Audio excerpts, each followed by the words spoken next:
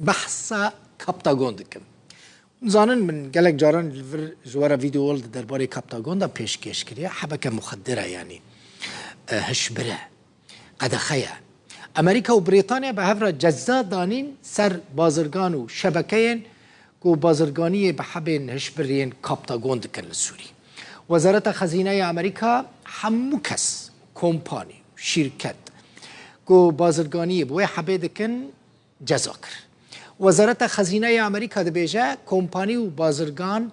به میلیاران دلاران جی کاپتاگون قزنج دکن قزنج کرنه جی پرانی آوانجی او پره جی رژیم سوری را چونه.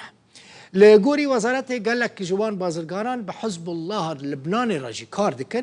و هر کسی که دست وان ده بازرگانی کاپتاگون ده هبه و ورن محاسبه کنن.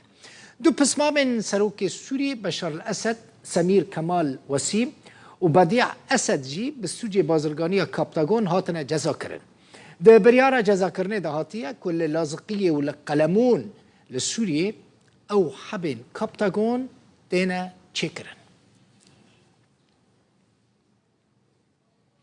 ایرو بالافرک شر لعزمان حسکی فریا خلکی گلکی مراکر همو درکتنا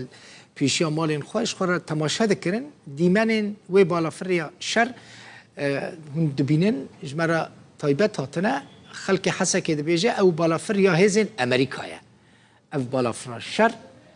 ده چند روزین بوریده گروپین چکدارین سر به ایران با چند جاران هزین امریکی لروج آوای کردستان و لروجلات دیرزور بمباران کربون ده انجام ده بلندره که امریکی جان خوش دست و آتو کشتن یکی دن لگل 5 سرباز امریکی بریندار ببون اف بالا فراشریا که هند بینن لعزمان حسکیا روش آوای کردستانه جو استودیو در کوین بچن برلینه لجوه داره و آلال قلمه با آلال شالی لور چه هیا شان ده که کردین ایزیدی و حکومت عراق لپارلمان فدرالیا آلمانیا لسر پرسا ناساندنا جنوسیدا ایزیدیان ده راوستاندن انجی گوتو بیش هاتیه کرن آلال قلمه آلال بخیر هاتی دم باش چه هاتا گوتن چه بهتر هاتا بحث کرن آلال دم باش دل بخن بله دل بخن کەمێکی دیکە کۆبوونەوەکە دەست پێەکە خۆتەزانی گەورەترین دیاسپۆرای کوردانی ئێزدی لە ئەڵمانیایەوە ئەڵمانیا دوای ئەو چەند ساڵە ئەم ساڵ مانگی یەک کۆمەڵکوژی کوردانی ئێزدی بە جینۆسایت ناساند و یەکەم وەزیری دەرەوەی حکوومەتی ئەڵمانیاش سەردانی هەرێمی کوردستانی کرد ئەنە لێنە بێ بۆ چوە شەنگال لە نزیکەوە لەگەڵ کوردانی ئێزدی زۆر بەوردی لە کەمپەکانەوە گفتگوی لەگەڵاکردن بە بەردەوامی پۆستی دەکرد کە لە هیچ شوێنە ناخوازێ ببێت لەو شوێنە نەبێت کە ئەو ژنانی کە ڕزگار بووی دەستی داعشن و ڕزگاریان بۆ لە ئاوارن و لە شەنگال ئاوارە بوون و لە زێدی خوان ئاوارە بوون کوردانی ئێزدین و ناخۆشیان دیوە ئەوانە ئاوارە بوون و ئێستا لە شوێنی خۆیان و ناتوان بچنەوە ناوچەکانی خۆیان حکوومەتی ئەڵمانیا کاتێک کە ئەو کۆمەڵکوژی بە جینۆسایت ناسان چەند 20 خاڵی لە خۆی گرت بە ئەو 20 خاڵە ئەمان دەڵێن بەرپرسیارەتی حکوومەتە دەبێ بیخینە بواری جێبەجێکردنەوە تەنها قسە نەبێ ئەو چۆن دەتوان جێبەجێ بکەن دەبێت لەگەڵ حکوومەتی عێراق لەگەڵ حکوومەت هەرێمی کوردستان لەگەڵ جڤاتی ئێزیدیان واتە ئەنجومەنی ڕاوێژکاری ئێزیدیان گفتوگۆ بکەن لەگەڵ حکوومەتی ئەڵمانیاش لیژنێکی تایبەتی ئامادە کردووە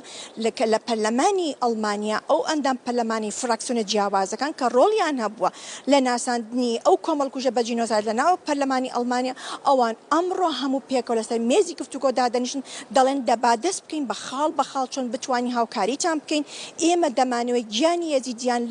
لە عێراق پارێزراو بێت عێراق خۆتان ئاگادار سەرگۆزیان عێراق یەکەم وڵات کە سەردانی کرد ئەڵمانیا بوو و دەیانەوە ئێستا بزنس و